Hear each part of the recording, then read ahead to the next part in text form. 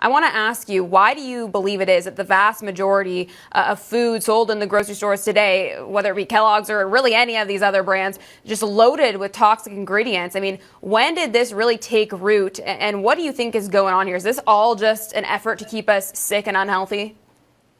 Well, it started with the tobacco scientists slowly moving over to the food companies when it became clear that tobacco was causing cancer and was harmful for our health.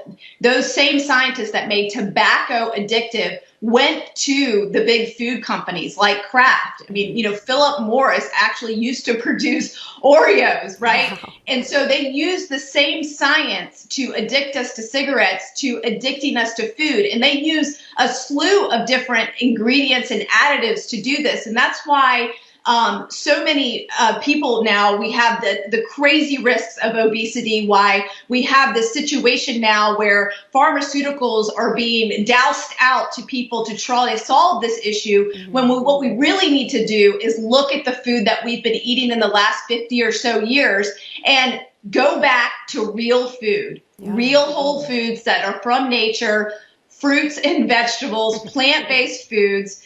It's one of the reasons why I started my company, Truvani, because I was sick of all of the additives and unnecessary chemicals that the food manufacturers were putting in our food.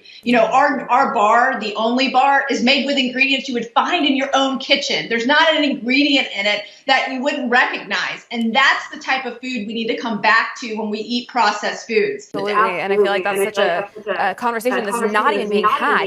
Our government, who claims to care about us and puts all this restrictions on our foods and allows us processed foods into the store, is not actually giving us helpful advice that would, incentivize someone to actually eat more healthily.